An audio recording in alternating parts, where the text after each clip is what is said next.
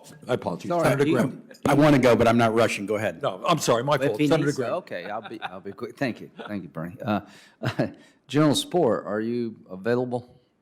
Yes, sir. You said in your testimony, I believe, that we're about at 3.4% of GDP on defense spending, and that's the lowest in modern history except for 1999. Is that correct? Yes, Senator. Okay. So when people say that we're spending more on defense, the truth of the matter is, in terms of GDP over the arc of time, we're the second lowest level in modern history. Is that correct? It is, Senator. Yes. Mr. Zakheim, do you agree with that? Yes, Senator. Okay, now let's compare that to the Russian, Chinese defense budgets. In what direction are they headed, Mr. Zakheim?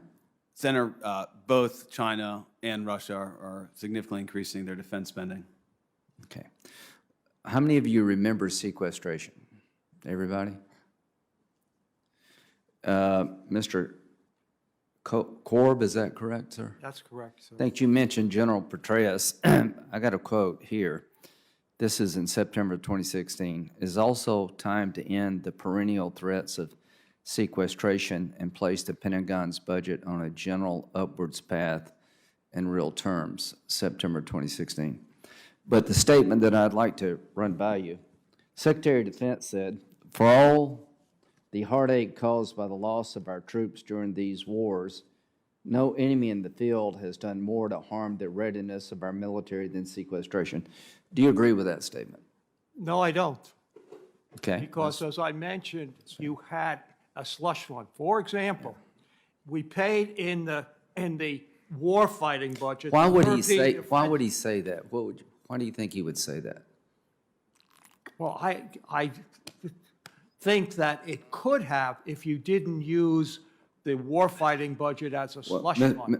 Mr. Corb, here's what I would say. I lived through sequestration like Senator Kane. It was great. It was devastating. Our readiness was affected. Our modernization program was robbed. We had to transfer money and equipment to frontline warfighting, and everything back home deteriorated. And so let me ask you this. Do you support a 10% cut in our military budget as proposed by Senator Sanders? I think you could cut it 10% and still have an effective Okay. effect. Ma'am, what would you say? I don't want to butcher your name. How do you say your last name? Oh, Smithburger. It's just a German one. Okay. No, I lived in Germany, and I was not very good at German names. So would you support a 10% cut? I think those are the kinds of numbers that we need to be talking Okay. about. The other gentleman, Mr. Hartung, would you support a 10% cut? Yes, I think with a realistic strategy and proper procurement, we could certainly defend the country with a 10% cut. Mr. Zakheim, would you support a 10% cut? Senator, I would not. General Spohr, would you support a 10% cut? Senator, a 10% cut to the military today would not allow us to execute the national defense strategy, nor allow us to counter the efforts of China. Now, let me just give you my 2 cents worth. I think if we cut our budget 10% militarily, our allies would freak out. NATO without the United States is not a whole lot. We appreciate all their contributions, but we saw that in Libya. So we are an indispensable partner in keeping the world stable. I just can't not imagine the ripple effect throughout the world if America chose to go below where we are today in terms of emboldening our enemies. Mr. Zakheim, what threat does Iran present to the region and to the world, in your view? Senator, Iran presents a threat to freedom across the world. It threatens our Do you believe if they had a nuclear weapon, they would use it? Senator, a threat is a combination of intent and capability. The mullahs in Iran have demonstrated that they intend to bully, and with that capability, they would use it in lots of different. Do you agree with that, General Spohr? I do, sir. They just lobbed 10 ballistic missiles against U.S. forces in Iraq. Why would they stop at a nuclear weapon? So pivoting to Asia is a great aspiration.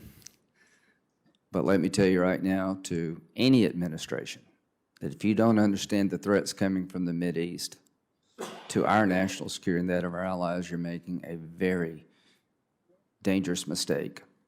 And it is right to want to challenge China because they're getting more robust. So the idea of pivoting from one threat area to another is not an option. You have to deal with all the threats. And I can't think of a worse time in modern American history to be reducing our defense capability than right now. Thank you.